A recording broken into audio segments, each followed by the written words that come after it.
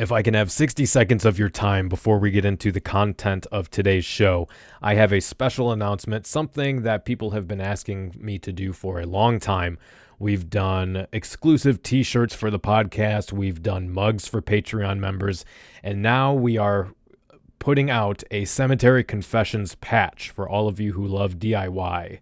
This will be a limited quantity and limited time. You'll only have a month to purchase this. All you have to do is head over to Etsy. The store will be Junkyard Bat, a friend of the show. That's all one word, Junkyard Bat. Or you can swipe left or right in your podcast app for the link. You can look on the website for the link. If you're on YouTube, it will be in the description. If you look on the Facebook page, we'll have a link there. That will give you the info on how big they are, what they look like. These are all hand painted, so they will be limited quantity. They're going to go fast. Check it out, Junkyard Bat on Etsy. And now let's get to the show.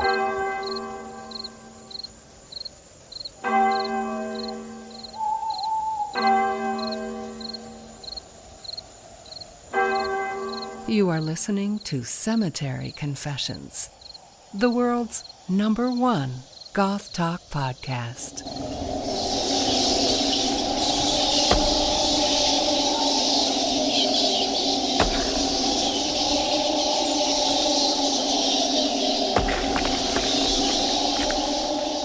All right, hello and welcome back to Cemetery Confessions. This month, we're going to be reflecting on Goth in 2018. We'll be discussing how mainstream culture is defined, whether or not Goth should be considered a culture or a subculture, and whether or not Wave Gothic Treffen should lead one to believe that Goth has become borderless and elastic to the breaking point. We also have an album review from the band Traitrs, our Sinister Suggestions, and more. So as always, I am the Count. Mark is not here today because I'm recording at the ungodly hour of 8:30 in the morning. I'm here with a good friend of mine, Stine, all the way from Norway. Thank you for coming on the podcast. Viking hordes have arrived. So, yeah, let's get into it. I know you know that I like to start with a bit of origin story and your experience as a young person discovering alternative culture. Mm-hmm. So let's get into that, and then maybe you can tell us a little about if Goth even exists where you're at in general, what your experience is like as far as an alternative person is. Sure, yeah. I'm in my 30s now, so a slightly bit older than some of your guests, I guess.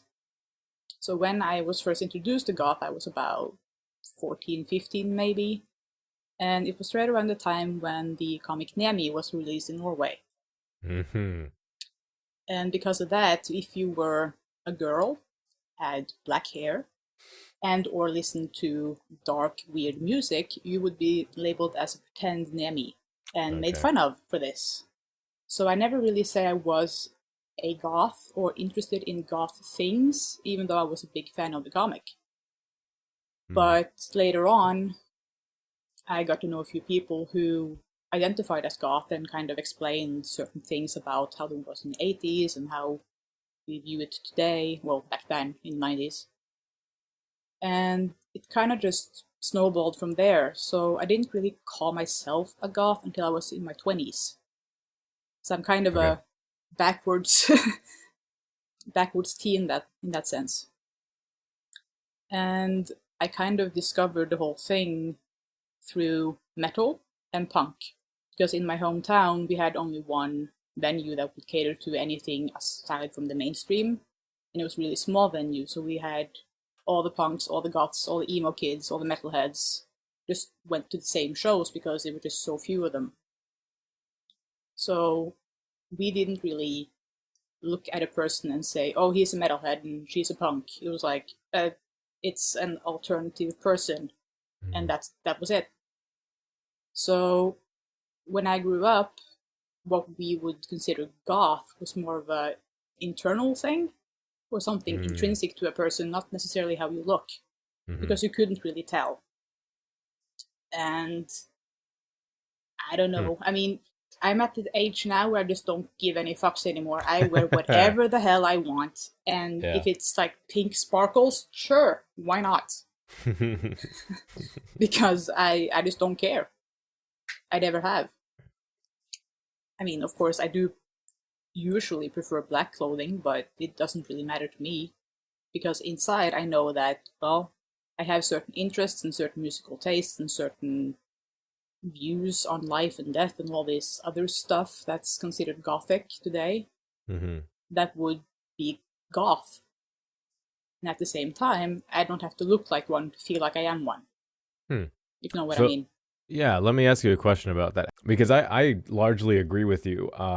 For me, the emphasis of goth has usually been more of an internal thing as well. Mm-hmm.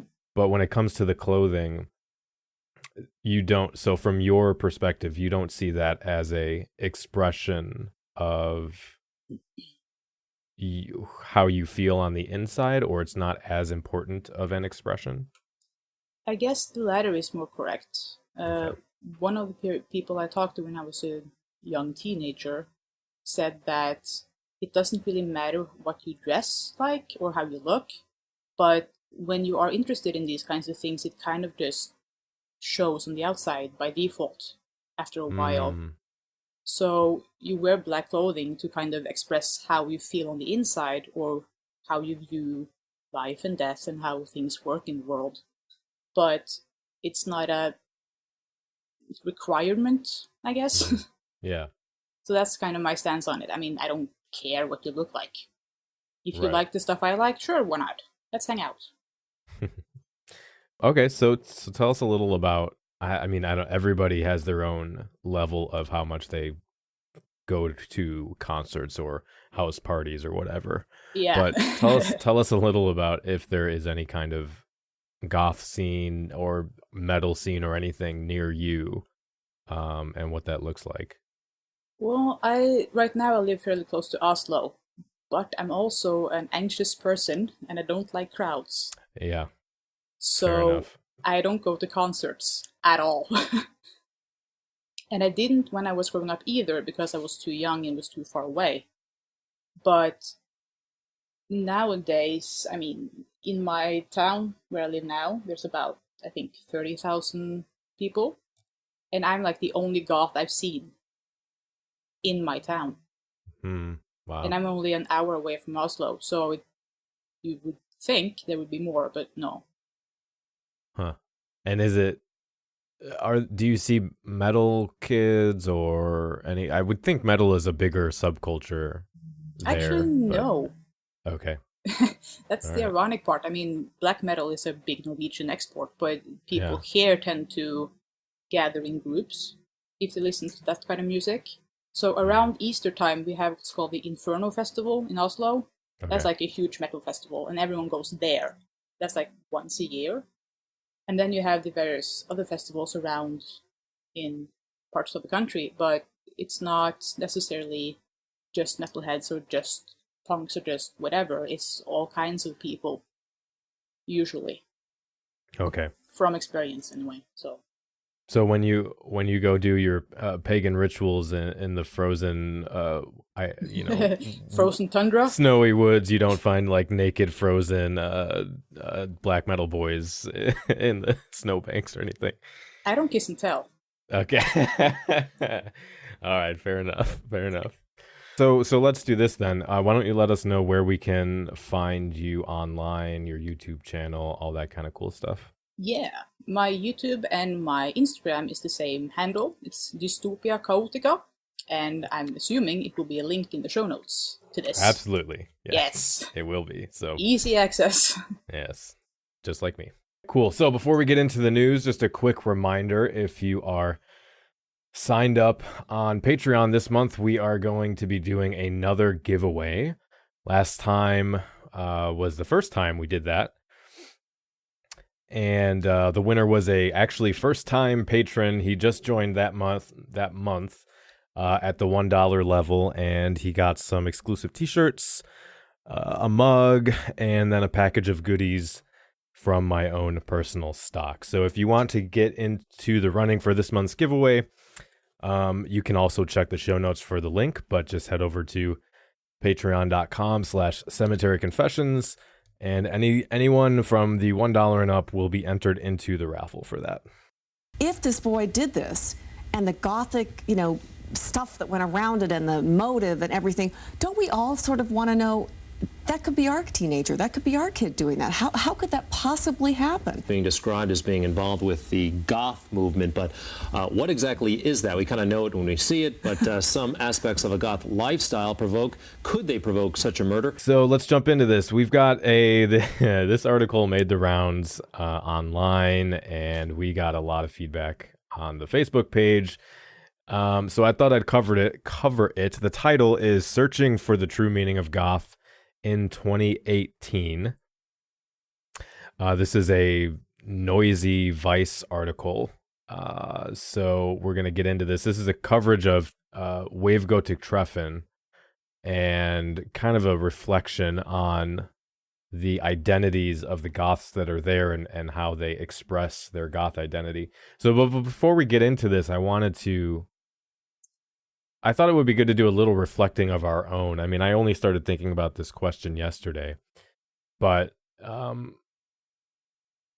want to reflect on what Goth is like in 2018 and what the culture, what the state of Goth is, especially in relation to either like the last 10 years or the last 20 or 30 years. Mm-hmm. Do you have any thoughts on that? Yes, several. I guess I would have to preface this by saying that I've never attended with Gothic Treffen myself. So I've only seen it like on YouTube or in articles and stuff. So my perspective is from the outside looking in. Yeah. But Goth in 2018, it's kind of similar to what I grew up with, and also very different because it's more net-based, like internet-based, which was the case when I was young because I didn't have access to the local scene. I would go online and pester people to tell me things, especially on LiveJournal, and forgive me for this, vampire freaks. Yes, I know. Heathen. But it was cool like 15 years ago. Or I was an OP in the chat room. I was there a lot. Wow. Yeah. And yeah, never mind. But today, as opposed to back then, we have social media and we have people interacting with us on a different level than it was back then. So it seems like Goth has been pushed more and more into the whole realm of what you look like and how you're supposed to express everything outwardly instead of actually talking to people to find out if a person is gothically inclined or not. You would have to talk to people back in the day, but today you can just kind of look at them and say, oh, okay, you're probably a goth, so just assume you like this, that, and the other thing. So that's like the main difference, I think, that it's more surface area than it was. Yeah, that's interesting. I guess it does kind of depend where you look, because my perspective is a blend of my local community and then what I see online. Yeah. And honestly, with the fashion thing, I go both ways on it, because on the one hand, I agree. I do think there's certainly, especially with stuff like Instagram and YouTube and the way that those social media platforms venerate appearance, you do see that a lot. But on the other hand, when you go into non-internet spaces, it's weird because you'll have people that look kind of alternative or kind of goth, or have a Joy Division shirt on, or be wearing black lipstick and black nail polish and mesh or whatever, but they're just kind of alternative and listen to Justin Bieber or whatever. Yeah.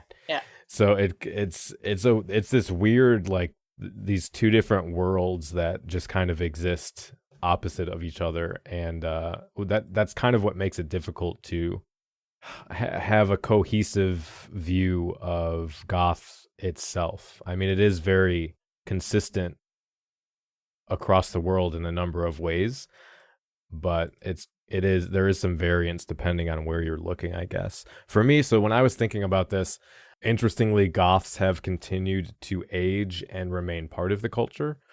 I feel like even more so now, we're seeing a visible presence of goths over 40 than we did maybe, I don't know, 5 or 10 years ago. I think about 10-ish years ago is when I started seeing a lot of academic research into aging goth identities. And I think we're seeing more and more of that now, just like online and in person and things like that. I feel like on a good note, we've moved past the identity crisis, what I've deemed the identity crisis for this decade, which was, so like in the 90s, we had stuff like Manson and nu metal. In the early 2000s, we had cybergoth, which was a big deal. And then we had the 2010s, we had the pastel goth and those sort of small fashion tribes that were getting lumped in with goth, and that was a whole big deal. And I think that has largely gone away. I mean, certainly there's still people like that exist.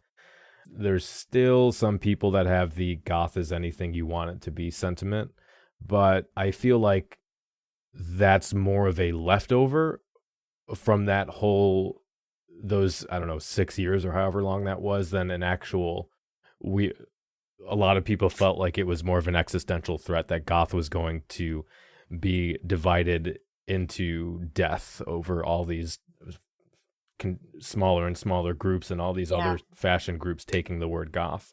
And I think that threat is basically gone, which I think is good. Yeah.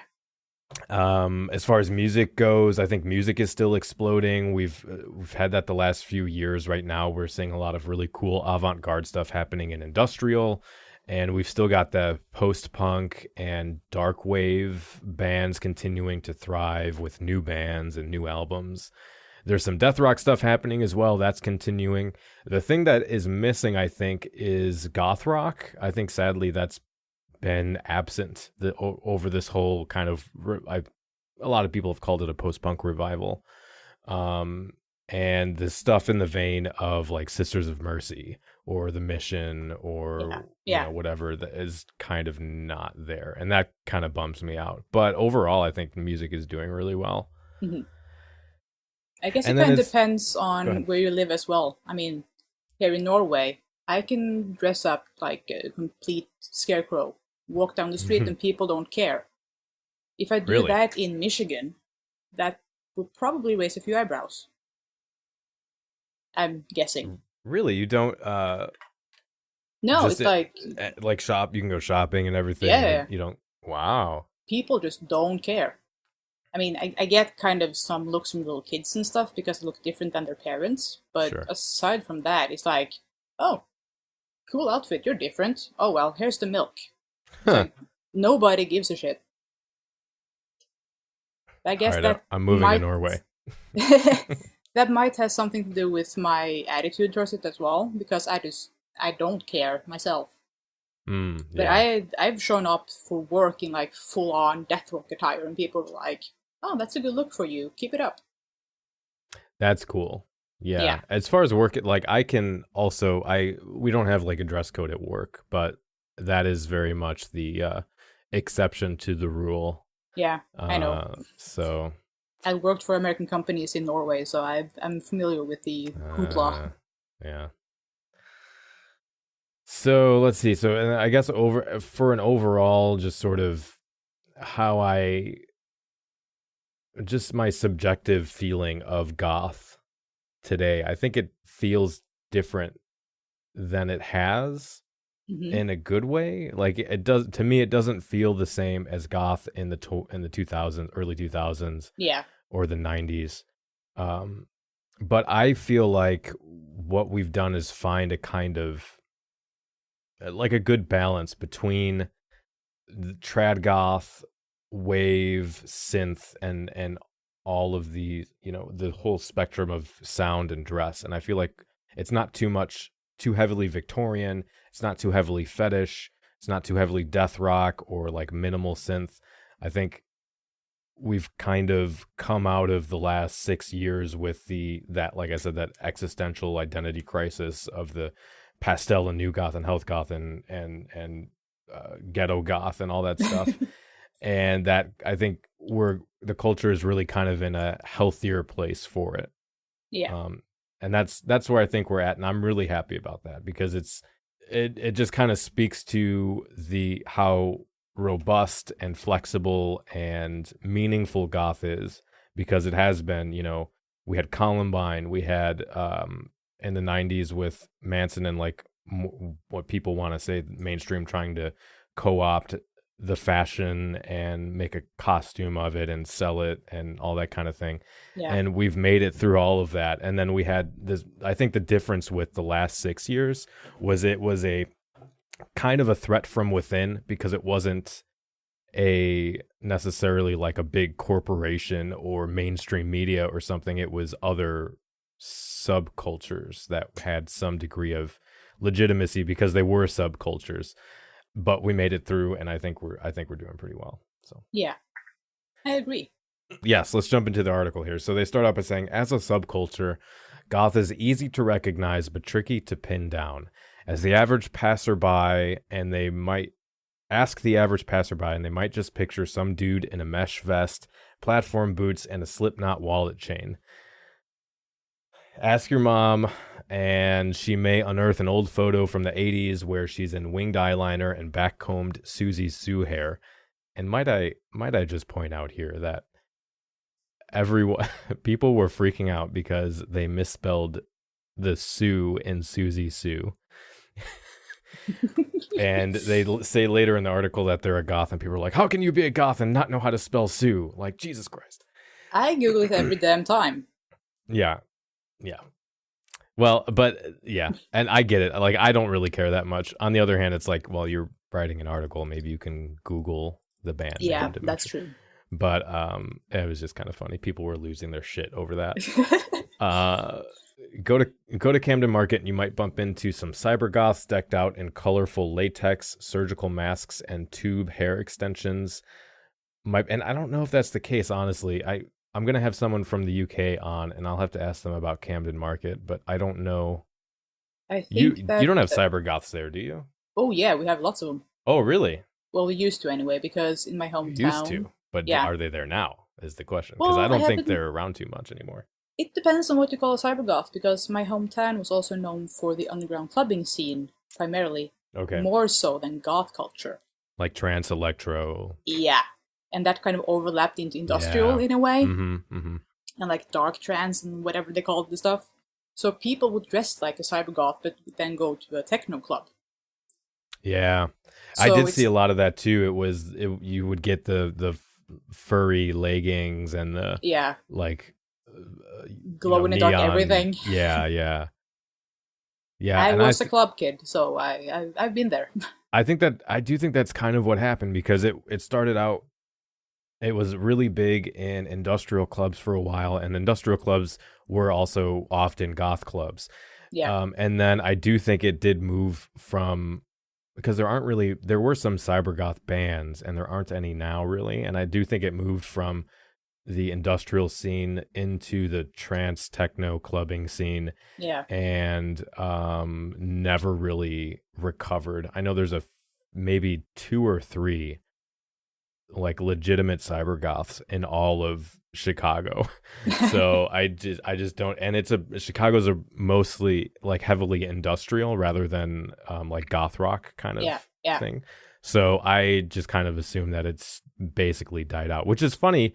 People, it still left such a cultural impression that anytime this debate about sub-styles or is new goth a real thing, people always bring out cyber goth. Like, I see it continually mentioned in articles, but I don't actually see cyber goth as a thing that has any crossover with even industrial groups anymore. And it seems to me like it's this weird holdover of like, this was a cultural moment from 15 years ago and people just haven't let it go, even though it's basically gone now. Yeah, kind of. But again, like if anyone's listener, please email me and tell me that I'm wrong, because I only have we only have our local experience. So it's, maybe there are secret internet cyber goth forums that I don't know about, but. Oh, I could tell you a few. Well, okay. probably. Yeah, send me some links later after the show. Yeah. All right, so my point being, unlike the color black, there are endless types of goths, each incarnation from various times and places, dating all the way back to 1967 when some bloke used the word to describe the Doors. So what's your view on the different types of goth? Kind of depends, I guess, because I kind of use them for fashion purposes myself. Yeah. But then only for fashion and not for, like, today I'm Victorian, and therefore I will talk like a Shakespearean something or other actor. It's not like that. But if I fancy dressing like a trad goth, I will. If I fancy dressing like a pastel goth, I will. But then again, I'm kind of weird. So it seems to me that we're kind of back to how it started. Because way back in the 80s, when goth kind of became a thing as a culture, there were no actual rules as to how you were supposed to look. It kind of just happened over time because people liked each other's looks and they borrowed from punk and they borrowed from other places, and they kind of figured, okay, but we look different enough from the punk kids and all these other people that we can kind of be seen as a coherent group. And then through the 90s, there was very much I want to say the Spice Girl goth, because you had like the cute short dresses and like pigtails and platform boots and stuff like that. Kind of like Abby Shuto from NCIS. That's kind of the 90s goth. Yeah, she's very 90s goth. Yeah. And that was my style when I was growing up, for the most part. Because I grew up in the 90s. Yeah. So today it seems like we're back to like the idea of the 80s, but just bigger. If you want to dress like a 90s goth, do it. If you want to dress like a Victorian goth, do it. Be a vampire. Be, I hate to say it, be a cyber goth. Be whatever you want, because if you stop only at fashion, it doesn't really, I guess, oh Jesus, bilingual problems. It doesn't really affect how you view yourself if you only stop at the surface level. Yeah. But then if you go deeper, you might discover that, well, some movies or books or ideas or thoughts about things might be more towards, say, the occult or paganism or all kinds of that sort of thing. And then other movies might cater more to the romantic side with vampires and ghost stories and the Victorian era and all this stuff. So it's kind of like, where do you fall in when you come to interests, as opposed to how you look? Yeah. So that's kind of, I agree. Yeah, I've always thought those were basically just fashion classifications. And it's not very few people. I know a few. I know there are people like that, but I think very few people actually pick a style and then center their entire everything, media, music, free time around that one thing. And I don't think those individual things are robust enough anyway to encompass everything. So for me, it's like, you're a goth, and then we have these different types of fashion that you can, if you want to, We had the same thing in black metal, actually, for a while, because people started to get into like subgenres of subgenres of subgenres within metal, and it just became so tiny. Like, you had 2 bands you could listen to, and if you weren't listening to those 2 bands, you weren't true enough, not metal enough. So it's kind of like the same thing with goth today, I think. If people fall into the rabbit hole of just one little style and exclude everything else, they kind of get stuck after a while. I fear. Yeah, I'm trying to think of one, but I have seen those where it's like 4 adjectives and then the word metal. And it's like Yeah. how narrow of a genre is that? Oh, it's Uh, it's like Alice in Wonderland. You can go on forever. yeah, yeah. It is Yeah. insane. It is ridiculous. Yeah. I like metal, and every once in a while I'll be like, "Oh, I like this band. Let me look up what type of metal they are." And then Yeah, I don't look up do that. metal genres and there's like thousands of them. Oh Like, god, what are you yes. doing, guys? All right, for me personally, goth represents my closest friends, chill hangouts in churches, old churches, heavy synth. Who I don't know many goths that hang out in churches. Most old churches are being used as churches. So, I did. But are like for church service? No, just the graveyard around. Huh. Because it's like Well, a you're in park. Norway. You have probably they. Yeah, Okay, they're how do churches work where you're from? kind of the same way. I mean, Okay. in my hometown, there's a big tourist church, like the cathedral in my hometown. Mm, I'll send you a picture of it because I think you'll like it. And around the cathedral, there's a cemetery, mm-hmm. but it's also in the middle of the city, so it's used like people just walk through it to get to the other side of town. So we would just sit in the cemetery and talk about stuff because it's really nice and quiet and well kept, like a park. That's the main reason. Okay. Yeah. I do have a church nearby that I go to the cemetery for. I don't actually go in the church though. Mostly when churches are open, there's like pastors and people there that will tell me why I'm demon possessed or whatever. So Yeah, that won't happen here. okay, old churches, heavy synth music, DIY clothes, and an interest in haunted stuff. Unlike the punk scene, which I found myself heavily identifying with growing up, goth feels less angry and politically inclined, attracting people who lean inwards and more towards the reserved.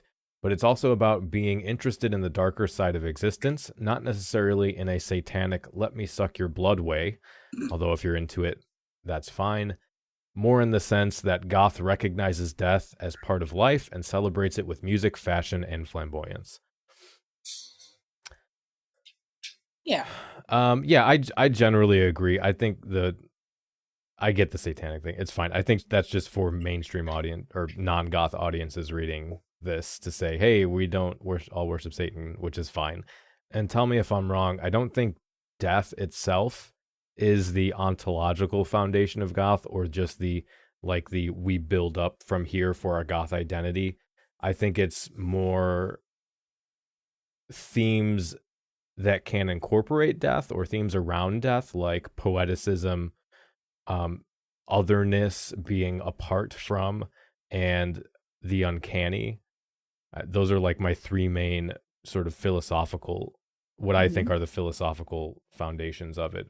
Because people talk about death as the main thing and then we go from there. I don't know how you feel about that, if death is that for you, but Well, kind of. I mean, I've always been fascinated by the whole idea. And being that my parents are scientists, I was never told that my pet went to a colony. I was told it will be buried in the ground, it will decompose, it will be nasty, and then it will turn to soil. So at age like 4 or 5, I knew what would happen when I die. And that fascinated me because I was kind of like, oh, the bugs and stuff, that's cool, that's creepy. yeah. And as I got older, it was kind of the things I found interesting were things that had something to do with death or dying. Such as vampires and that sort of thing. Morbidity and all that. Yeah, it's more of a morbidity thing than an actual death thing, I think. Did you really get into horror movies and that kind of thing? Or no? Not as a child, but I was a big fan of a book series called The Little Vampire when I was like 6 or 7 years old. Oh yeah, I've heard of that. Yeah, I think it's German originally. Okay. I think it's called Der kleine Vampir or something in German. Okay. Yeah. Pardon Yeah, my I think they made a German. movie. I think they made a movie of that, yeah. I haven't seen the movie though. I mean, the books were just like my favorite ever. And ever since then, I've kind of just went forward and found things I found interesting.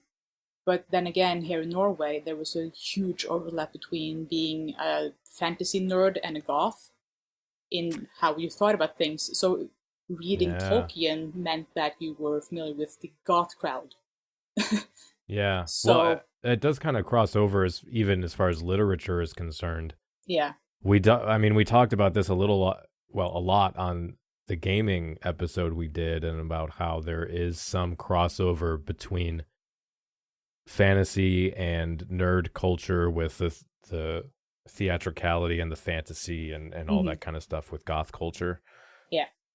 So yeah, but I do think you find that. So I love high fantasy, low fantasy, whatever, any fantasy, give it to me and I will love it. Any fantasy, any sci-fi, anything. Yeah. Right, but from the outside, goth is in a weird place in 2018. Trend forecasters have told us that style tribes are on their way out, which I agree, which is great because now I don't think people can keep complaining about the term, new goth and pastel goth. There was this term neo tribes that came out in academia, which was about how subcultures have died. Now we have neo tribes, and these are about transitive identities, and they're temporary, and they bleed into one another and all this stuff. And I think that's basically gone. And so I don't want to see anybody bitching about that online. Academic research has claimed, this is funny. Research has claimed that punk was the very last subculture. So they have a link to this paper here from, I think it was 2008. I don't remember. I read most of it. Well, I read parts of it. And just to be clear, academic research as a whole is not claiming that punk was the last subculture. This one guy it was 2003. This one guy who wrote a paper in 2003 is claiming that. And specific to this paper, which is, it just bothers me, reporting the kind of reporting you see on academic literature. But the paper is talking about subculture through the framework of the CCCS, which was a school of sociology from Birmingham, and that came out of the 60s, and specifically Dick Hebdige, who was a big, well-known subcultural sociologist. His version of subculture is what they're talking about, which I think says more about the methodological problems with that school of thought than it does about anything else. But I mean, that's something we could talk about separately. It just bothered me that you're academic research claims that punk was the last subculture, and then there's no follow-up on that at all to talk about how that applies to, except maybe the very last paragraph. So well, of course not. All right. So, and then the internet makes it look like kids are more into memes and cryptocurrency. With all that in mind, what does it even mean to be goth right now? Is it dying? Is it evolving? Has it plateaued? To answer these questions and more, I make my way to the 27th edition of Wave Gotik Treffen Festival, widely recognized as the largest goth festival in the world, to sleep, feast, and party with the 20,000 goths who've descended upon the city of Leipzig for one weekend. Right, so let's see here. Despite its quaintness, Leipzig is clearly... Do you know how to pronounce that? Leipzig. There you go. Yeah, we'll go. That sounds right. Leipzig is clearly the ideal location for a festival like Wave Gotik Treffen, with its rich classical musical history, various churches, and diverse architectural movements, including Gothic, and an imposing monument to the Battle of the Nations that sits in the middle of the town. A certain theatricality threads the whole thing together, and that war monument is also close to Südfriedhof, an incredibly beautiful cemetery that predictably becomes a hotspot for hangouts over the weekend, amounting to quite a few extra hearses parked outside. I think there's something interesting there that I don't hear talked about a lot, which is theatricality. I mean, I know I just mentioned it like a second ago, but as far as when people talk about what goth is and what elements make up goth, I don't hear people mention theatricality too much anymore. In the 90s, we had the really, hand staple forehead kind of thing. the melodrama and the self-referential sarcasm and Yeah. and the, being over dramatic. But now I see people talking about music and clothing and lifestyle and philosophy, and I don't know if theatricality, I don't think theatricality has disappeared. Maybe it's No. not as important anymore, but I don't hear people talking about it as much. Well, I kind of touched on that in my notes for this article thing. Because, as I said, I've never attended Untitled Chapter myself. Yeah. And from what I've seen in videos and pictures and stuff, to me, and this is my opinion, so if you're gonna hate on me and not Daniel, thank you. You can hate on me, that's fine. It seems a bit like a hybrid between a music festival, a giant picnic, and the Met Gala. Yeah. Like dressed to the nines to show off, and then you go back to work and you wear like black t-shirts and jeans. Oh man. Yeah, I think Whitby Gothic Weekend is worse in that you have people that aren't even goth at all that just wear a costume. Yeah. But it seems like at least parts of the festival have turned into let's go here where there's 500 people with cameras and just stand around for 4 hours and let people take pictures of us, which seems ridiculous to me. Yeah, in like 10 petticoats and corsets and stuff, and like dying from the heat. Yeah. So that's theatricality gone in a bad way. I don't, because it's I think that theatricality is for us, not for, and that's another thing, and people argue with me on this, which is fine, but I don't ever, I've never, except maybe when I was a teenager, dressed goth to get a reaction or to scare people or to anything that would be for someone else.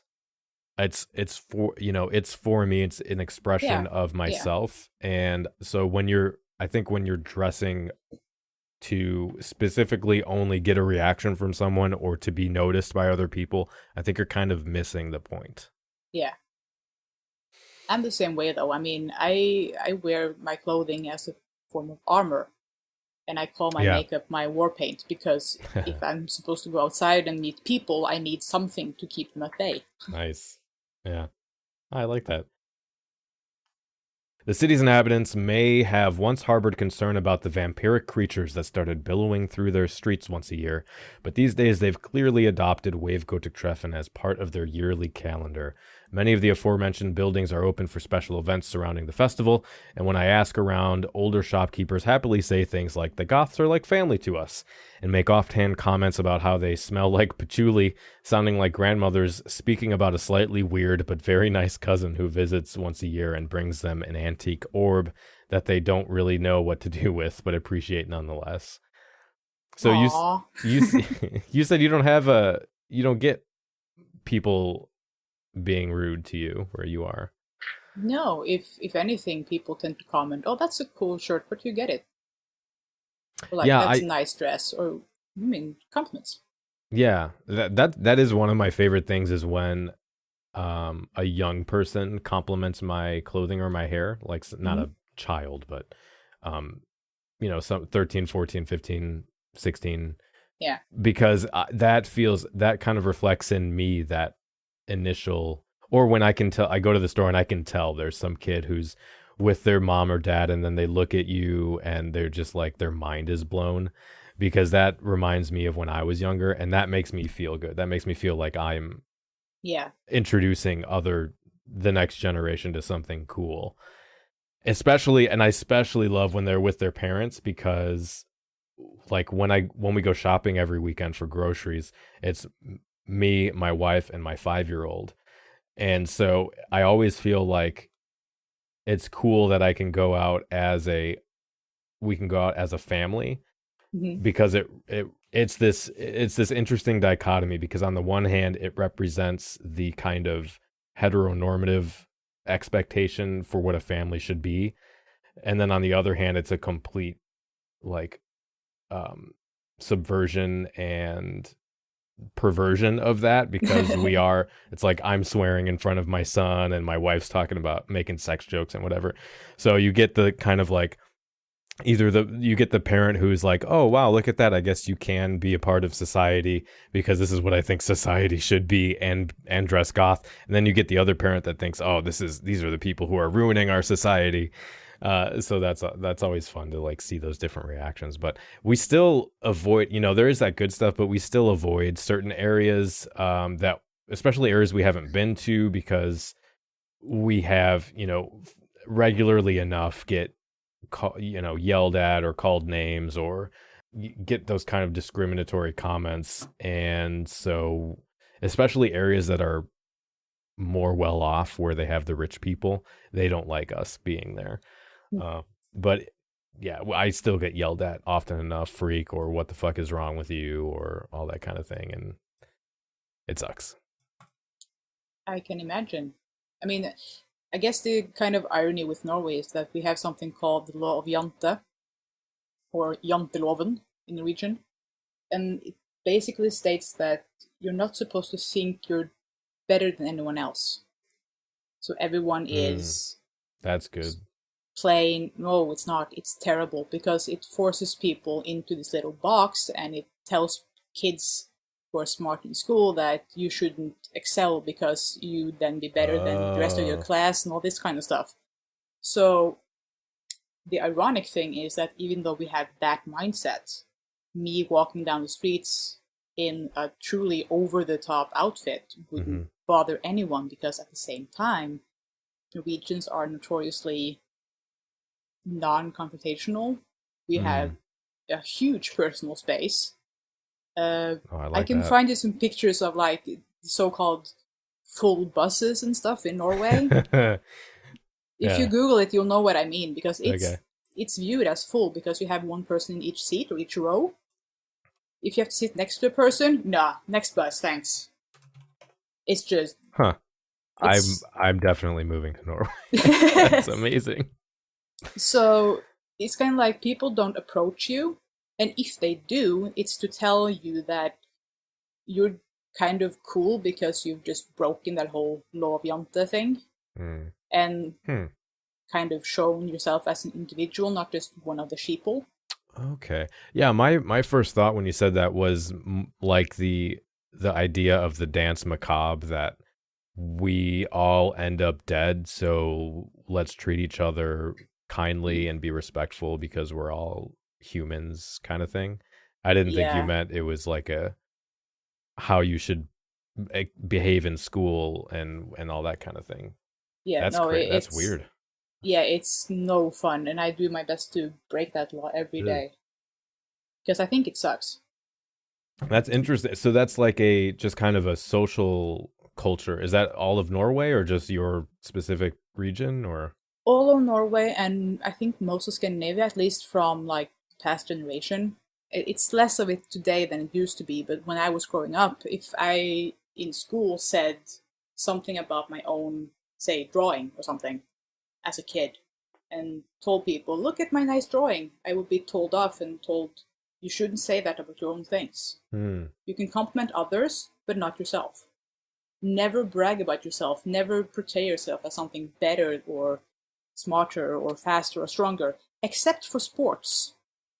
Namely skiing. If you can say you're good at skiing, you're golden. Interesting. I can't ski for shit, so I'm screwed. I can hear the right-wing Americans yelling about equality of outcome and how PC culture is evil, and that like oh, that's what's happening. You can't offend anybody because but that's that's interesting. I'm gonna do some research on that, because I'm interested to see where that comes from and what that means culturally and how that plays out, because I've never heard of that before. Huh. Okay, cool. It's a very Scandinavian thing, so it doesn't really exist outside of Scandinavia as far as I know. Yeah. Interesting. Maybe future episode research. Yeah. All right. So let's see. Basically, as I learned during my 3 days here, I think the festival is 5 days, by the way, but whatever. Figity isn't necessarily about live music. And it's not even really about the food or activities. It's more about a community coming together from different parts of the world and can be enjoyed even if you sit on the same spot all day watching life go by. And I always tell people get out in your local community, but I think that's totally right, because online communities are really good, and if that's all you have, then That's all you that's have. fine.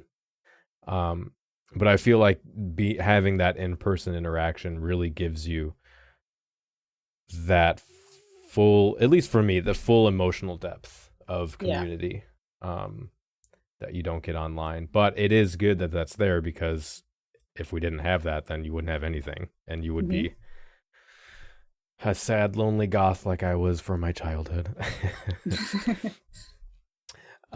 So what does goth mean in 2018? If this festival's anything to go by, the subculture has so many factions that what ties it together is more of an essence than something concrete. Yeah, there's no right way to be goth, confirms Francesca, who is 30. They've been coming to the festival for 6 years. Quote, you can do whatever you want, wear whatever you want, be what you want. It changes over time, but there's no one thing. It's music, it's a lifestyle. It doesn't matter how old you are, you can speak with all generations. It's hard to disagree with him.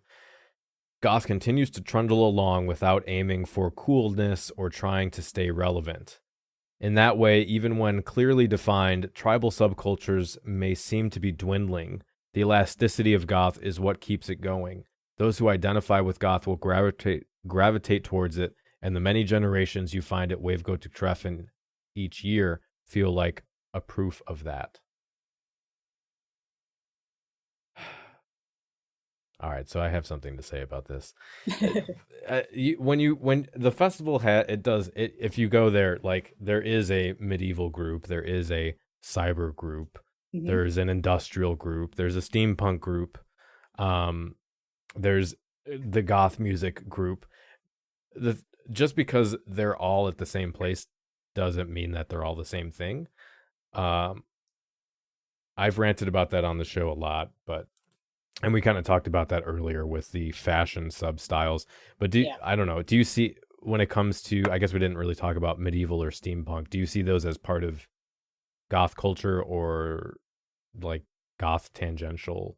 It's kind of weird, I guess, for me, because here in Norway, goth as such is so much intermingled with metal, especially like so-called gothic metal, or what's it called, epic metal, like Nightwish and stuff like that, because that was like the Symphonic primary metal. The primary goth music of choice when I was like 15, for whatever reason. And because of that, and because of our heritage as Vikings and ye olden times, there's kind of like a mishmash of all three things happening. So like you have symphonic metal influences with like Viking influences, and then you have the steampunk stuff on top, but then turned black to make it gothic. So people I've seen around towns in Norway, they will have like they will look like a mashup of several subsets of goth fashion, usually, with some element of several things. But then when it comes to being goth, it's largely just about how you feel about things, or how you perceive the world around you. So, I don't know. I mean, it's kind of hard to have some sort of definitive opinion on it. Yeah, he says it changes over time, which I agree with. He says there's no one thing. It's music. It's a lifestyle. It doesn't matter how old you are. But the difference is, like, I agree, it's not just one thing. When you make it one thing, then it becomes easy for it to break, because you can't have an identity that's just one thing. That's just music, But that doesn't mean that what they implied through this article, that goth, and what he says earlier, is that it can be what you want. Like, goth can be diverse and have a lot of elements, but that doesn't mean it's just anything. But I've ranted about that enough on the show. I don't need to go into a whole another thing about that. I did want to mention though, like they say that subcultures are dwindling. I don't think I would say that. I think they're just more niche than before. They're more obtuse, like they're harder to define. Yeah. And goth itself, I consider goth a culture, not a subculture. And the reason largely like that's because they mention goth is multi-generational, which is important. Yeah. Goth is generally, I think, globally consistent as far as like it's how it expresses itself and the substance that's there. To a large degree, goth has created an kind of an economic system where we have our own DIY like means of production and distribution. Yeah. We have our own, clothing stores and all like household items and all this stuff that you would need for, to live, kind of a lot of that. We have our own artistic expression. We have our norms and ideals and sort of philosophical, generally agreed upon kind of substrate, I guess. I can't think of another word for that, but there's the hierarchies as far as you kind of earn respect and that kind of thing. And the problem though is, I like using the word culture. Really, the word culture and how you view culture kind of depends on how you define subculture. And that's going to vary from person to person and sociology book to sociology book. Yeah. Maybe I will do a whole episode kind of breaking down how that plays out, because it is pretty complex and it depends on what academic circle you're in. But I feel like the age of goth and the depth of goth and the breadth of goth, how far it's spread,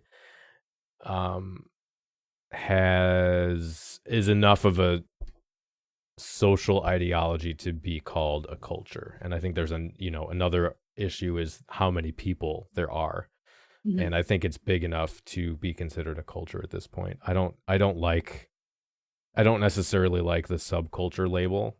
It seems, I don't know. But again, it depends on how you view the term subculture, and there's not really one right or wrong way to look at that. So I suspect that someone somewhere at some point figured that if you call it a subculture specifically, we're still the different people, hence more goth.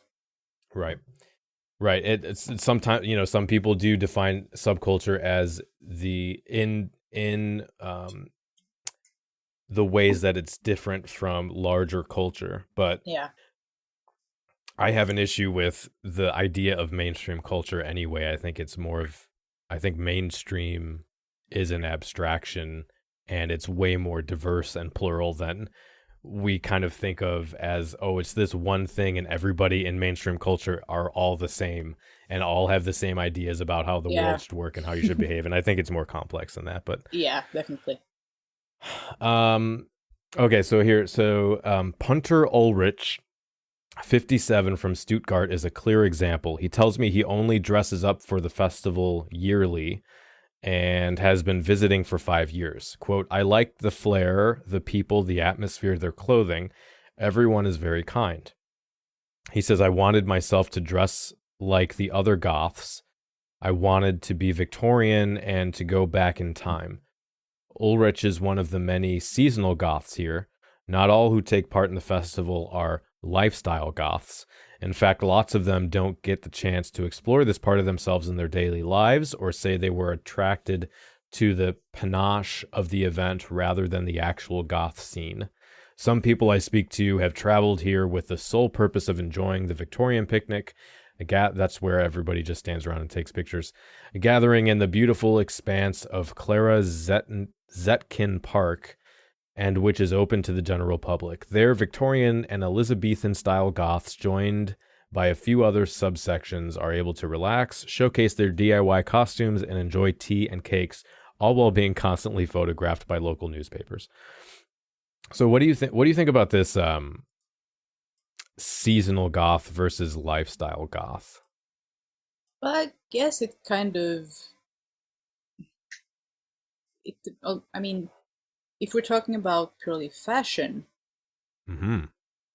That's what it sounds like to me. yeah, because the whole article to me seems like they're just focusing on the appearance of people and Yeah. not so much why they're there. So, being a seasonal goth, that would mean that you dress like everyone else to fit in, maybe, because your workplace or your town or whatever won't let you be at peace if you dress like a goth. And then you go to Vegete to just kind of let loose and be yourself for whatever reason. And I think that's the thing that most people are drawn to, because a lot of people I've talked to, they have the goth mindset involved. Like, they will think about life and death and all this other stuff the way I do, but they don't look like me. Mm-hmm. So if I were to define these people, I would say they are goths, in spite of how they dress or how they look. But they themselves don't see it that way. They're just like everyone else. Right. Yeah, I agree. It kind of goes back to the goth isn't just one thing. Like, if what he's saying is the only defining factor is how you dress, I think that's a false dichotomy, because you can dress up for only one goth event every year and still, like you said, still be goth, because it's not just a look. Yeah. You know, just like, I guess the comparison I came up with off the top of my head was being Wiccan. Like, I know that's a religion. I get there's a difference there, but you don't have to wear any symbols or identifiable, clothing of that identify you with that religion if you have to go to work or hide it from your family. And you can just kind of practice in private, and it can be an internal thing. Yeah. The seasonal versus lifestyle, I think, is kind of I don't know why she used those labels, because she just made those up. The thing, there's been, tourists and posers have been a thing already, where you have a true tourist would be someone who would dress up to go out to a goth club and have no interest in anything to do with goth other than for that one night. Mm-hmm. And that's a thing. But if you feel like you identify with that, you can still identify with that and then be in a situation where you can't express that physically when you go to work or when you're with your family or whatever. And that's fine. That doesn't make you not a goth. I think if you want to make a claim as large as what she's making in this article, you have to do more than just talk to one guy who can only dress goth a year and like give him a sentence. Yeah. I think it's a bigger issue than that. Okay, so when asked what it feels like to attend the festival, most replies include the words freedom, community, and home. While here, and this is the other thing, and I get this is like a Vice article, but what if this was an academic like research paper, I would want to know, okay, who are the people you're talking to, and how did you determine that they are a goth? Because just because they're at a goth festival doesn't mean that they consider themselves to be a goth themselves, like Mm-hmm. what questions did you ask to figure that out? Okay, so most replies include the words freedom, community, and home. While here, the thing that strikes me the most was how being a goth evidently has less to do with worshiping Satan. Okay, what is happening? Has less to do with worshiping Satan, collective misery, or eating children, and more to do with the radical idea that you can wear what you want and have fun without looking down on anyone in the process. This festival specifically offers a space where these communities can thrive and where people who might have been considered weirdos in their respective hometowns are celebrated. And I mean, that's how it should be. Though the one thing that stuck out to me there was the without looking down on people, which I just want to jump in and say, I don't know if they're implying this or not, but I just want to again say that, and you can tell me your thoughts on this, but the discussion around what is and isn't goth doesn't qualify as looking down on someone. So I know there's a sentiment that, oh, you're an elitist because you told me Evanescence wasn't goth. And rather than having a discussion with you about why that's the case, I'm just going to say you're an elitist goth, so I don't have to talk to you about it, kind of thing. Mm-hmm. I don't know what your experience has been like with people being called elitist or people actually being elitist or any of that online, but I think I was very lucky when I was growing up because I had friends who were in the elitist crowd. But they were also the type of people who would gladly tell me things if I asked them. So what we considered goth music when I was growing up was pretty much Smashing Pumpkins and Nightwish and things like that, and very little from the 80s. But then I would talk to older goths who had experienced more of the 80s, and they would tell me, well, if you like this band, maybe you'll like whatever else from the 80s, and kind of turn my head towards the old school Batcave type stuff as an educational purpose. And then now online, if I see people tell someone else that, well, maybe if you would listen to these old bands, you would hear the influences in the music you listen to otherwise today. And then they get slapped with elitist. Yeah. And I just sit there and think, well, that's not elitist. That's just telling them where the origins came from. Yeah. Yeah. Because I've always been of the opinion that if you are to label yourself a goth or a punk or a metalhead, you don't have to love the music per se, but you should be aware of where it came from and what it would sound like, roughly at least. Mm-hmm. So, say you identify as a goth, you should be able to say that, well, most people would consider Sister Mercy a goth band, for example. Except for Andrew Eldritch. Well, yeah, but he doesn't but count. He's wrong, yeah. He can whine all he wants, it doesn't count. It's us against him. But yeah, it's kind of like that for me anyway, because knowing the origins of something is kind of essential to understanding a culture. It's like knowing the history of your own country or your own culture or religion or whatever it may be. Yeah.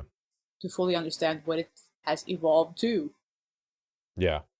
And it's not people do too much of a black and white thing because it is because then someone will be like, oh, well, what if I just started being goth and you're telling me you're being an elitist. It's like, well, no, of course. Like, I don't expect someone who's been goth for a few years to know every single band and have memorized the history of goth culture. Like, there's a scale there, and I think hierarchies come up at some point in here. You work your way up, and over time you develop who you are as a person, and it's people get too simplistic with how they think what an elitist is, and it's like, let's have a conversation. If I say this band isn't goth, or that's not goth, or this is goth, I'm going to tell you why, and if you don't agree, tell me why you think I'm wrong, and then let's talk about it. Let's not just start throwing around insults so we can avoid a conversation altogether. That's not helpful at all. Yeah, exactly. And I think goth is something you grow into, not something you just decide to do one day. Yeah. But that's from my own experience with it. Yeah, no, I totally agree. Yeah. Okay, so let's see. If there's one thing all the people I've spoken to have in common, be they steampunk, medieval, trad, Batcave, Victorian, rivet heads, or cybergoths, it's that none of them felt they had to alter their authentic selves to belong within goth. Rather, they've found a scene that expresses what they've already been feeling inside for a long time.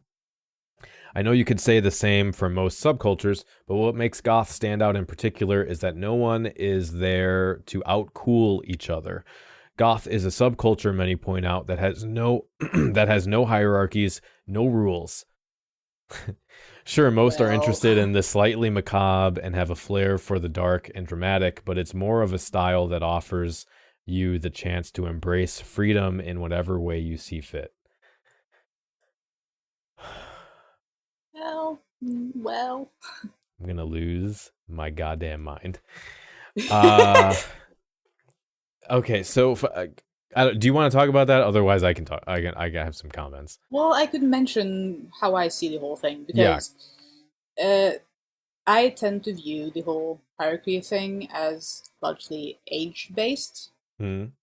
I'm born in 84, so I was born after the Batcave kind of dwindled down in the UK. So I was late to the party already then. Therefore, I will never be able to call myself an elder goth, even when I'm like 70, because I didn't experience the goth thing as it happened originally in the 80s. Okay. So people at least 10, 15 years older than me, they would have some sort of knowledge of the music and the scene as it developed. And therefore, they would have more of a base knowledge in the original ideas in the culture. So they would be elder goths in my book. If they so wish to be called goths, that's the whole different story. Yeah. And then you have the whole baby bat goth thing. I consider myself a baby bat until I die, probably, because I'll never stop learning new things about this stuff. And again, since I routinely don't look like a goth, people assume I'm not a goth. So when I tell them that I'm into all this dark, spooky shit, they're like, wait, what? You're dressed in pink. So I just kind of feel like if you're gonna throw around some labels on people, at least try to think about what they mean. And when you do throw them around, try to explain why. Because I would happily call people an elder goth as an honorific term if they would want me to. But then again, that would imply some sort of knowledge and or experience in the original scene in my head. Yeah. Yeah. Okay. So I think we kind of agree. I'll tell you how I feel about it. I mean, well, first of all, they mentioned these other steampunk, medieval, rivet heads. Yeah. Whatever. Like for me, like, okay, so they're goth friendly, they're goth tangential, however you want to say that. But like, rivet heads are into industrial culture, and that has a very distinct, it crosses over with goth, but it has, I'm reading the book Assimilate, A Critical History of Industrial, and by Alex Reed, and there's a very storied, rich history of industrial that is its own thing. Like, it has interacted with goth culture, but it is not goth. Medieval, that's they have a very rich, like, distinct culture that is also not related to goth. That's like goes back much farther. I mean, if you want to say, Edgar Allan Poe was a goth, which is not true, then maybe we can have that argument. But their history goes back way before the 80s, and that's a very different, rich culture. Steampunk is based out of like a literary genre. And it's very much like a future, not dystopia, but future Victorian thing that has nothing to do with goth music or fashion or like anything goth, really. I don't know why steampunk gets lumped in with goth so often. It doesn't make any sense to me. I think it's the corsets. Okay, sure. Yes, I mean, yeah, which is not nearly enough to make that comparison. But so those are different, right? If you start including those under goth, then you're going to be very confused about what goth culture is. Yeah. Also, I can 100% guarantee you there are people at VGT that are trying to outcool each other. Like, that's just part of any culture. Like, that's just a thing. It's not, no culture is one big happy family. We all love each other. Everyone is equally fine. Like, that's not how it works. And with the hierarchies thing, I think there are absolutely hierarchies. Age is part of it. For me, so first of all, we disagree. I disagree with the author that culture or subculture don't have boundaries. I think as part of a definition of what a subculture is, there must be boundaries. Otherwise, it's not a group of people that have similar interests, because it's just anything, and anything is anything, and there's no coherence there. So as far as hierarchies go, I go by the cultural capital framework, I guess, where basically you trade in I think there's two main ones for goth. There's dedication, which is time in the culture, so age is part of it, commitment, and how much work you put into the scene. Mm-hmm. And then there's specialized knowledge, which reflects your study of goth culture and music and all that. Your life experience, again, goes back to how dedicated you are, because it's how much time you've spent with that specific culture. And the more you have of both of those, you trade those in for respect. Right. Yeah. That's where the capital thing comes in. You trade in those valued behaviors for a level of respect within the community. And that's how the hierarchy works. So, and then we have the age thing. We have the kind of tenure system where you have, I think we disagree a little bit about how we define baby bats and elder goths, but that is generally agreed upon as a thing, however you want to get into the specifics of those. Yeah, and I did a series of videos on this, so I'm not going to like rehash that. You can, maybe I'll put a link to it in the show notes. I think I've talked about those videos I've done enough on this podcast.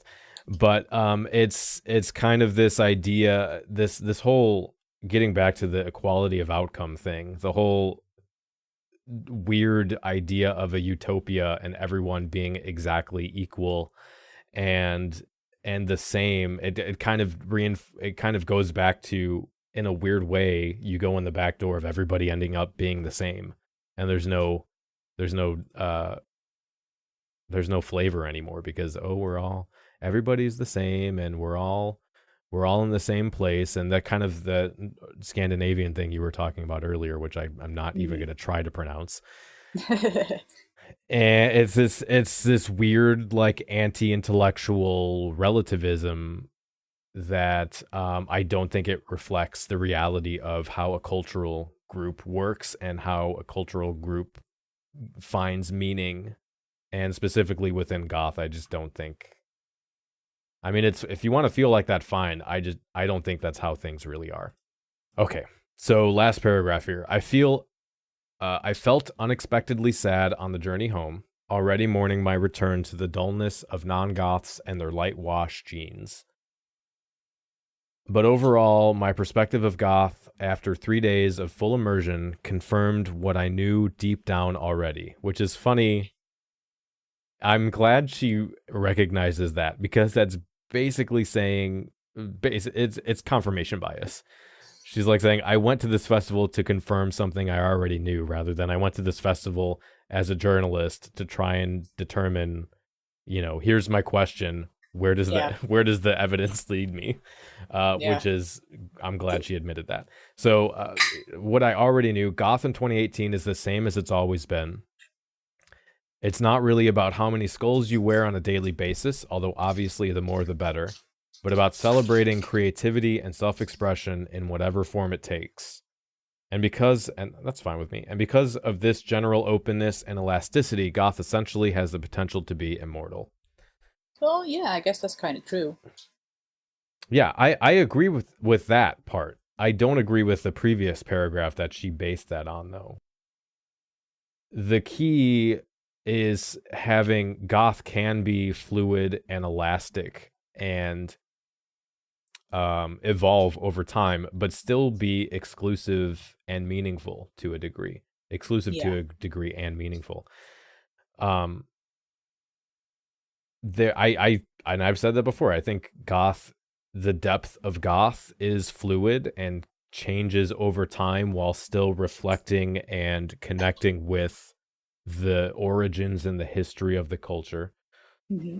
And that kind of makes goth, that is part of what's made it last for so long, because it is obtuse and difficult to understand or like boil down to a sentence or a good marketing slogan in any kind of meaningful way. So that robustness of culture is what ensures that it will be around for a long time. And I love that about goth.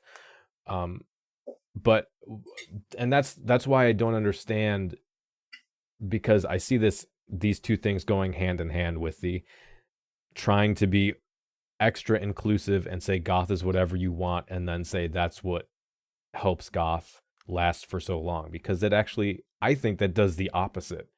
Once you start breaking it down into anything, you're disassembling goth into this unrecognizable, insubstantial vacuum. It's an absence of culture rather than a richness of history and community that, in goth's case, I think engages with the kind of the basis of what it means to be human, what it means to create and interact and exist, these kind of deep philosophical notions. And if we remove that and just say and get into the goth is anything, you're doing the opposite. It's what it can make goth disappear, I think. So yeah, I think if you open up the boundaries of what goth is perceived as today, you'll end up with something akin to homeopathy goth, maybe. So it's just like watered down over and over and silver water or something or other. That's a really good comparison. That's great. Yeah, I can't believe I hadn't thought of that. I like that. Gotcha. All right, cool. So let's do the album review.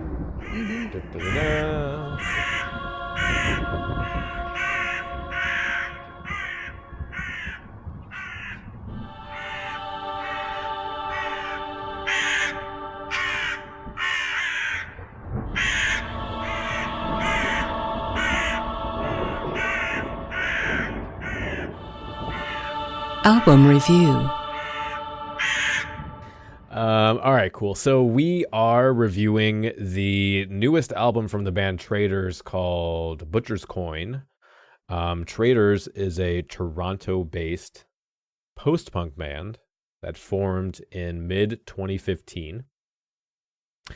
Their first LP came out in 2016. They've had a couple EPs since then. And they describe their band as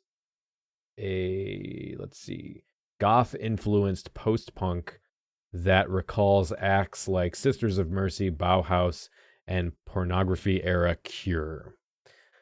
So I am going to play a track from the album, and I'm going to play my favorite song, which is track number 3, The Suffering of Spiders.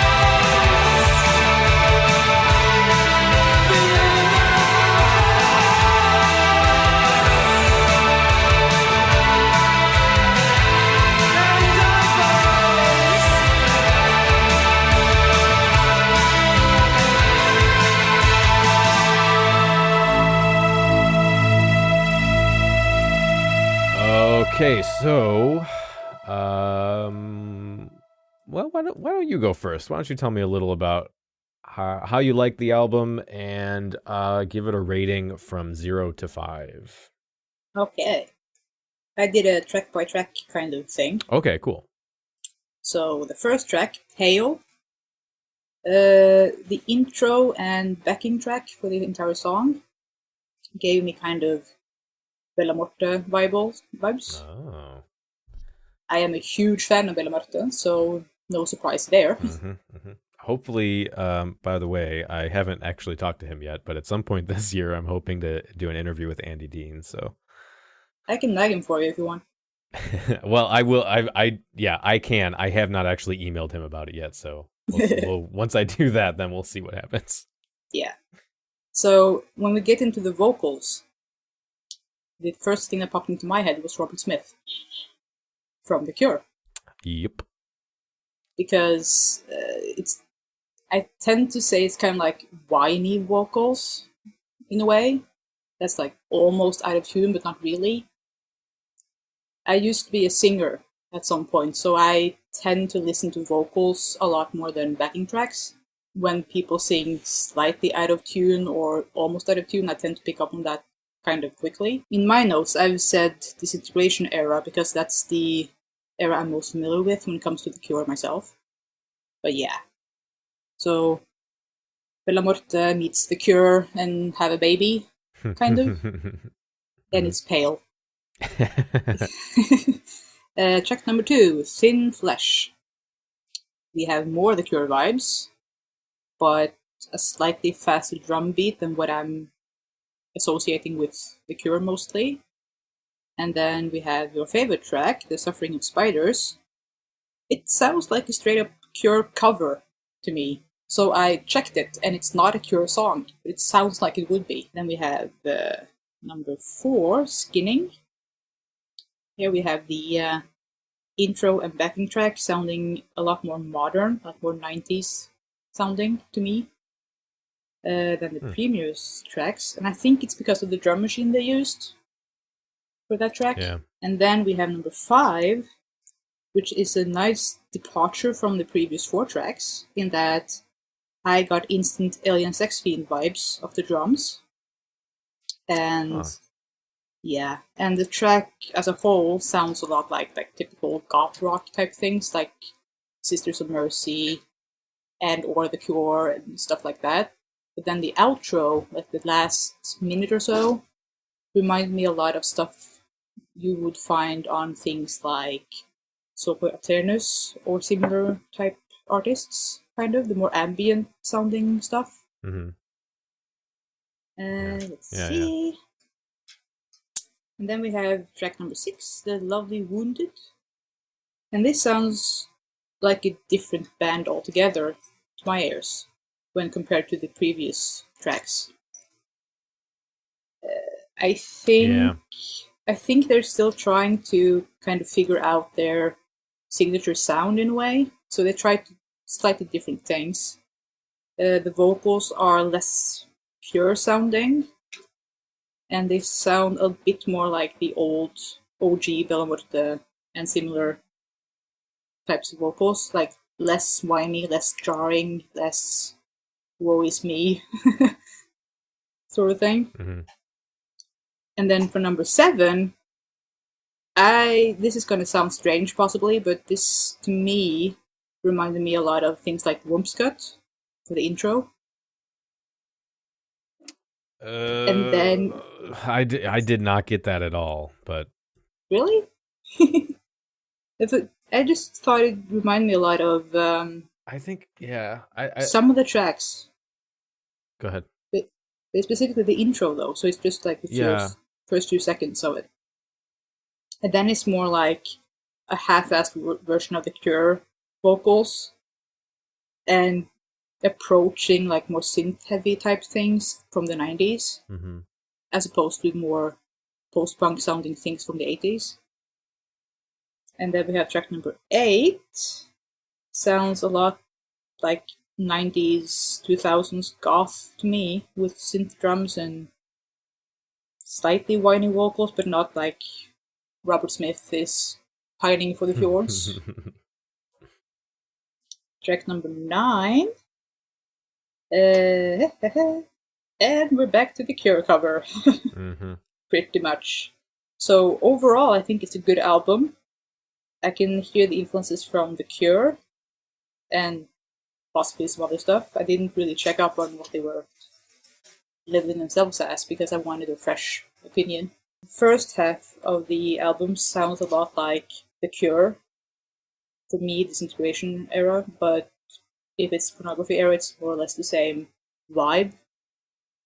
And the latter half seems more experimental, finding their own sound, but more varied in what they're trying to accomplish.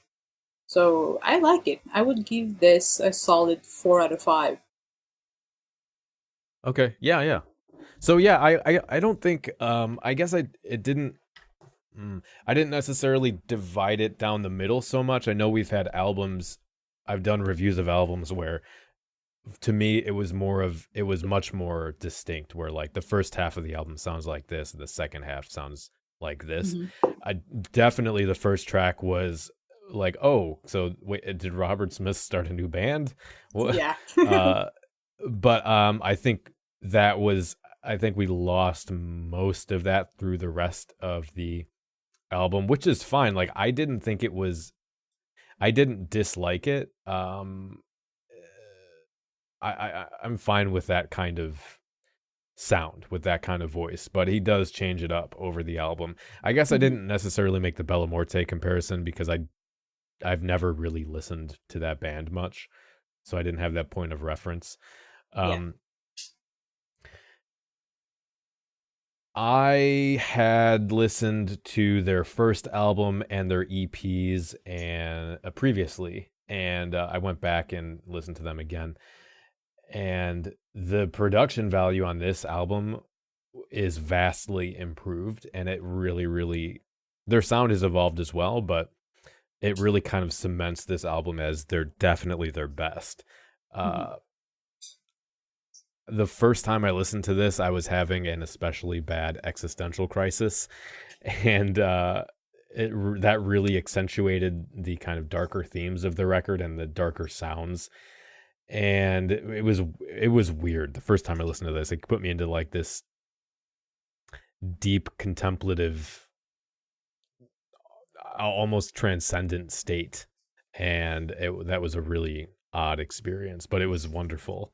I've listened to it about 6 times now, I think, and one of the great strengths of the album are the choruses, especially on the track that I played, the third track and track 4 and track 2, mostly the first half of the album. I can totally see those as being really good club tracks and getting a lot of people out doing mopey goth dancing. Really catchy choruses. And then, like you kind of mentioned, I do think there is a dynamic element to the album that keeps it interesting. There are some newer post-punk bands and albums that miss out on having any variety, which I don't think is a requirement, but those albums kind of end up sounding a little too repetitive that keep them from being great albums. And I think on this one, they have a distinct enough sound that's consistent throughout while still making it interesting. And I love that. I love this album. I've listened to it a bunch. It's just perfect. It has, like I said, when I was in a darker place, it was a great companion to that. And then when I've listened to it in a better place, it's been more of a really good, like, dancey kind of thing to listen to. I love this album. I think it's fantastic. I'm giving it 5 stars. 5 out of 5. I think you should all go check this out, especially if you're into post-punk. I think this is a really, really good album. All right, so with that, we're going to close out the show with Sinister Suggestions. So you've got to be interested in death. It's the last great taboo. It's the only taboo left. Precisely. I mean, why is it, do you think? that everyone in here is dressed in black? It's a celebration of death. No, I just like the clothes. Yeah, well, no, I mean, the clothes look good. Yeah, I mean, death looks good. Charles Manson, yeah? No, he was cool.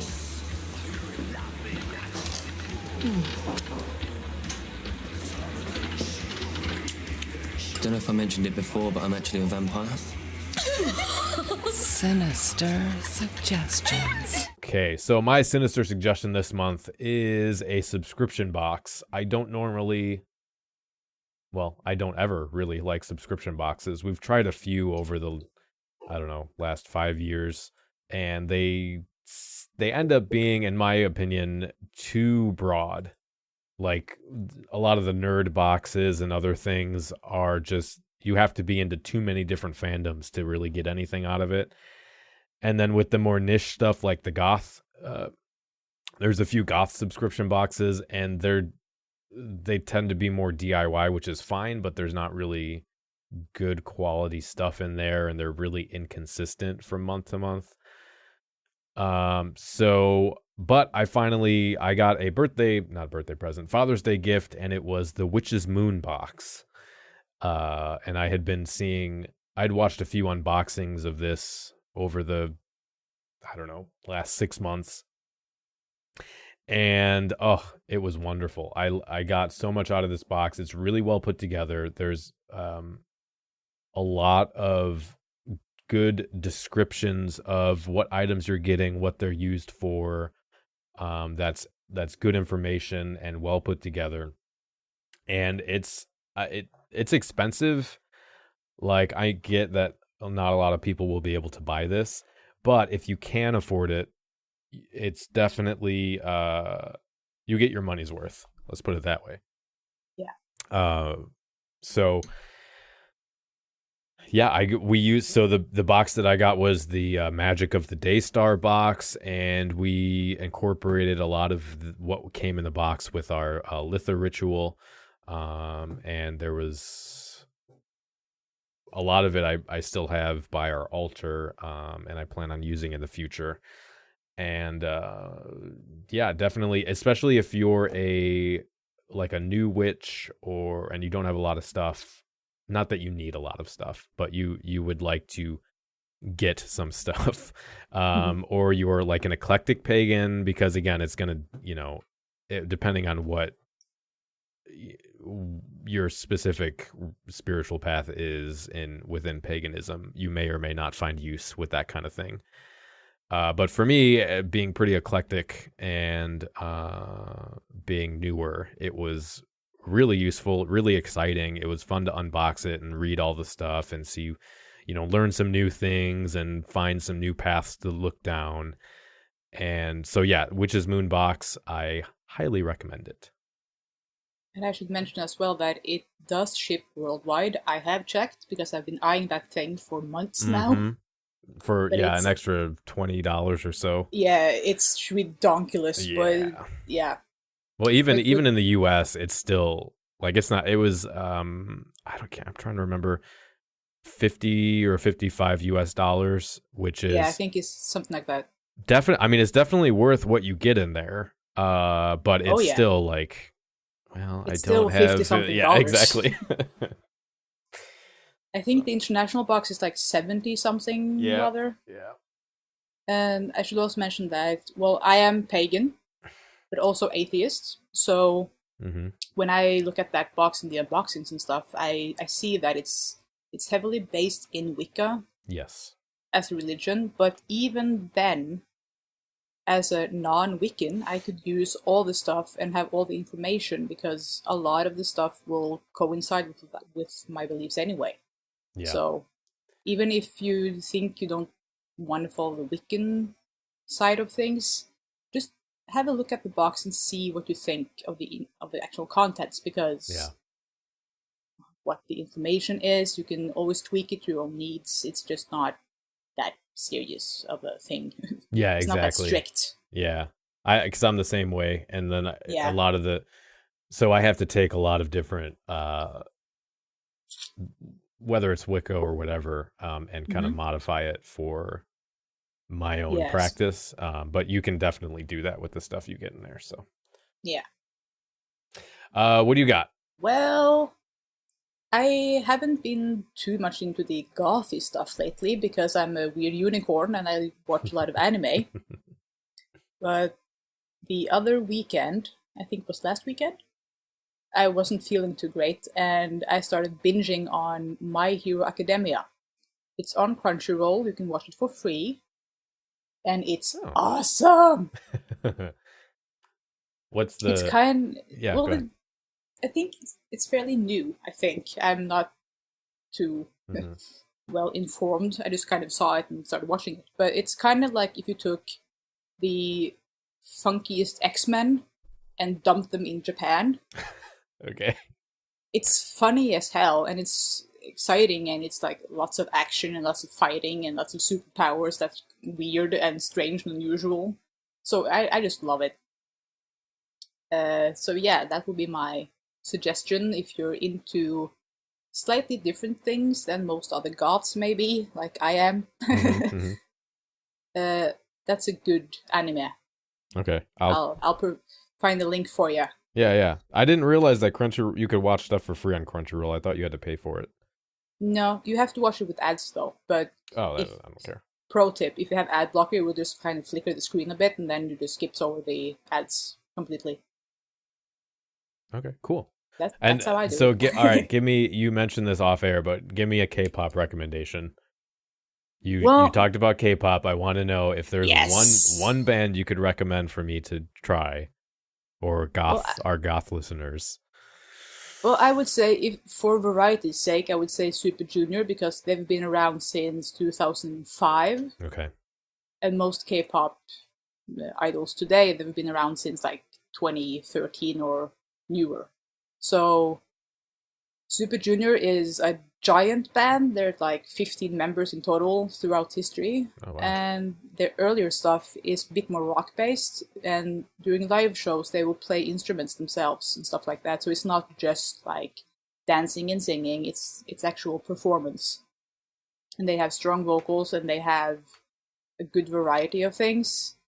Though it is K-pop, so it will be kind of poppy. Yeah.